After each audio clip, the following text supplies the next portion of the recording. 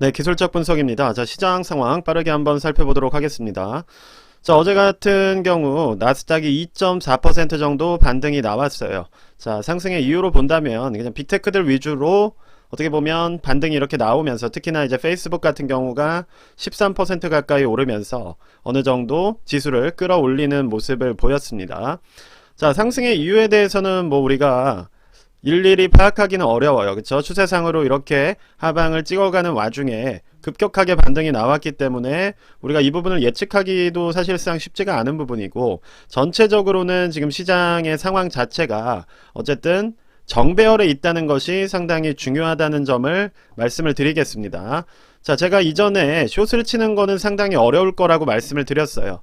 그러면서 조정이 오긴 하겠지만, 그렇다면 조정이 올 텐데 왜 숏을 치면 안 되냐 라고 생각하시는 분들이 많이 있으실 것 같아요. 그러니까 기본적으로 정배열하에서는 이런 식으로 반대 방향으로 자, 매물대나 숏 인버스들을 털어내는 움직임들이 상당히 자주 나오기 때문에 우리가 이거를 일일이 타이밍을 잡아서 고려하기가 어렵다는 거예요. 즉 반대로 오늘부터 이 부분을 저점으로 해서 올라가기 시작한다면 어쩔 수 없이 또다시 이쪽 인근에서는 손절이 나갈 수밖에 없는 겁니다. 자, 그 상황에서 또다시 반대쪽으로 내려가고, 자, 이런 식의 움직임들이 나올 수가 있기 때문에 우리가 정배열 구간에서는 인버스나 숏 투자를 가져가기가 상당히 어렵다는 거예요.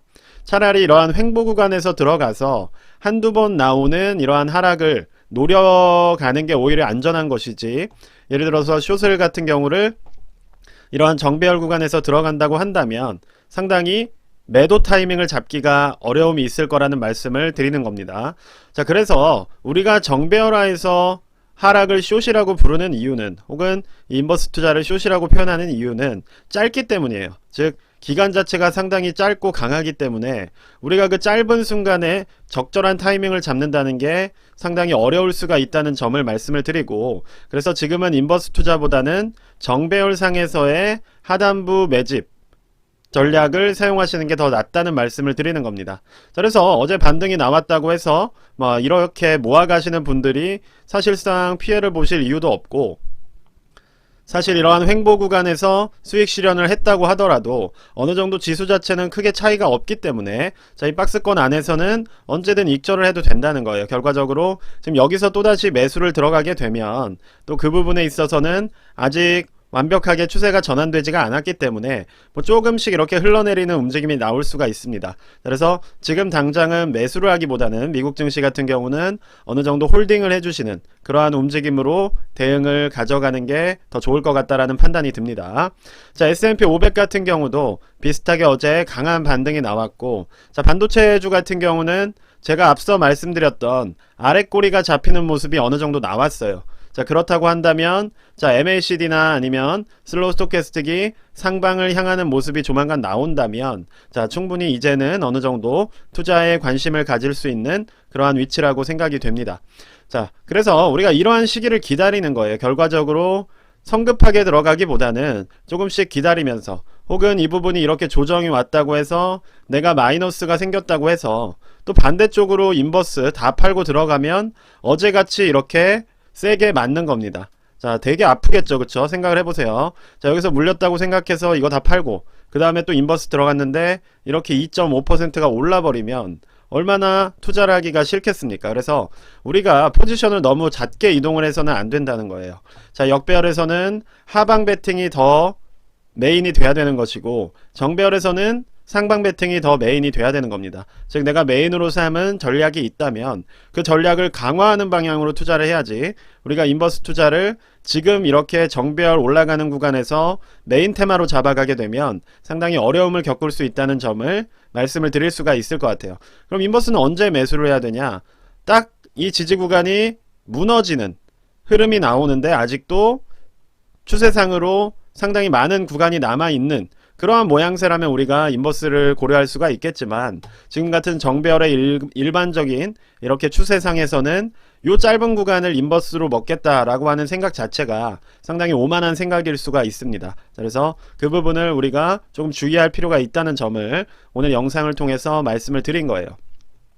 그래서 테슬라 같은 경우는 어제 이제 어느 정도 반등이 나온 상황이고, 자, 마이크로소프트도 제가 상당히 위치가 좋다고 말씀을 드렸죠. 자, 그래서 갭 상승 이후에 갭을 무너뜨리지 않고 또다시 양봉을 만들면서 움직이고 있습니다. 자, 그래서 뭐 페이스북 같은 경우도 13% 상승이 나왔고, 자, 이 부분을 무너뜨리면서 갈 것인지, 아니면 갭을 다시 메울 것인지, 아니면 쭉 올라갈 것인지, 자, 그런 부분은 또 오늘 시장을 지켜보면 좋을 것 같아요. 그래서 지금 미국 같은 경우는 빅테크 위주로 움직이는 흐름이 나오고 있다라고 판단이 됩니다. 그래서 빅테크들 위주로 우리가 관심을 가지면 상당히 좋을 것 같고, 자, 아마존 같은 경우는 하단부에서 이제 출발하는 흐름, 그리고 앞서 말씀드렸듯이 마이크로소프트 같은 경우는 정배열을 잡아가면서 정고점을 도전하는 흐름으로 움직이고 있기 때문에, 자, 그런 부분들을 우리가 투자를 고려한다면 나쁘지 않게 투자를 할 수가 있다는 거예요. 그래서 정배열이 잡힌 종목에 관심을 가지시고, 자, 테슬라 같은 경우도 아직은 역배열 구간이죠. 그렇죠?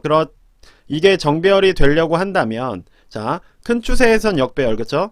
여기서는 이제 한번 무너져 내렸기 때문에 아직도 역배열인 거예요. 근데 이제 만약에 여기서 저점을 이렇게 높여가기 시작한다면, 자, 이 구간부터 이거를 돌파하면서 정배열 구간으로 나아갈 수가 있는 겁니다. 그래서 테슬라를 투자하시는 분들은 저점부가 잡히는지에 집중해 주시면 돼요. 그래서 이전보다 높은 부분에서 저점이 잡혀서 올라간다면 충분히 요 구간은 투자를 할 만한 타이밍이 나오는 그러한 구간이 될 수가 있기 때문에, 자, 그런 부분에서 전략을 가져가 주시면 될 것 같습니다.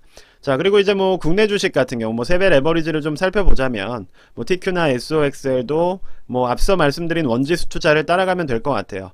자, 세배 레버리지 같은 경우는 이렇게 지켜본다면 상당히 하단부에서 싸게 사는 것처럼 보이겠지만, 자, 이미 추세상으로 보면 상단부에 많이 도달한 상황입니다. 자, 그렇다 보니까 역배열 구간으로 만들어갈 가능성이 높은 거예요. 자, 이런 식으로 숏은 계속해서 빠질 가능성이 높기 때문에, 자, 여러분들께서는 숏 투자를 그냥 안 하시는 게 지금은 더 좋을 것 같습니다. 이게 얼마나 많이 빠지는 거냐면, 자, 계속해서 이렇게 빠져오는 거예요. 자, 44,000, 8만, 12만, 20만, 이거를 왜 투자를 우리가 장기간으로 하겠습니까? 자, 이게 다 이렇게 많이 빠지는 와중에 다 어떻게 된 거예요? 액면병합을 하면서 계속해서 합쳐간 거예요. 그래서 지금 이 가격대까지 온 겁니다. 그러니까 앞으로 이 가격대가 얼마나 또 낮아질 수 있는지를 생각을 하신다면 인버스 투자는 하지 않는 게 지금 정배열 구간에서는 맞다는 거예요. 2022년 하락이 나오면서, 자, 이렇게 일반적인 정배열이 잡히긴 했지만 어쨌든 인류가 발전한다는 대명제를 고려를 한다면, 그리고 이미 역배열에 들어갔다는 것을 생각을 한다면 당분간은 인버스는 관심을 가지지 않는 게 좋을 것 같다는 게 제 개인적인 생각입니다. 자, 그리고 코스피나 이제 한국 주식 같은 경우는, 자, 어느 정도 오늘은 지지하는 흐름이 나왔어요. 그쵸? 이렇게 아랫골이 만들면서 상방 지지가 나온 상황이고, 자, 코스닥 같은 경우도 상승 출발했다가 조금 주저앉는 모습입니다. 다만 중요한 것은 이 하단부를 지지하는 흐름으로 움직인다면, 자, 요 부분에서 이렇게 뭐 급격한 상승이 아니라 어떻게 천천히 지지하는 흐름이 나온다면 자연스럽게 추세는 이렇게 전환이 될 거예요. 그래서 그러한 흐름으로 간다고 봤을 때 충분히 또다시 투자를 고려할 만한, 제가 이번 주 주초에 말씀드렸듯이, 자, 다음 주 화수쯤 되면 그래도 안전하게 투자를 고려할 만한 시기가 올 수 있다고 말씀을 드렸고, 자, 그러한 흐름으로 시장이 조금 움직일 것으로 보입니다. 자, 그래서 이전처럼 뭐 올랐다 내렸다가 너무 급격하게 움직이는 파동은 많이 잦아들었어요. 그래서 올라간다고 하더라도 이렇게 미국 주식은 올라갈 가능성이 높고, 자, 오히려 한국 주식들의 에너지가 강하기 때문에 이전에 강하게 상승이 나왔지만, 자, 당분간은 조금 투심 자체가 좀 얼어붙었죠. 이제 뭐 SG, 자, 투자운용사의 어떠한 CFD 사태라던가 뭐 요런 부분들이 지금 영향을 준 모양새이기 때문에 우리가 당분간은 좀 투심이 천천히 회복되는 흐름이 나올 수 있다. 그렇다고 하더라도 충분히 개별적인 종목은 잘 투자를 해나갈 수 있는 기회이기 때문에 그러한 부분들을 염두에 두면서 투자를 진행해 주시면 될 것 같습니다. 네, 그래서 오늘 영상은 여기까지만 말씀드리도록 하겠습니다. 감사합니다.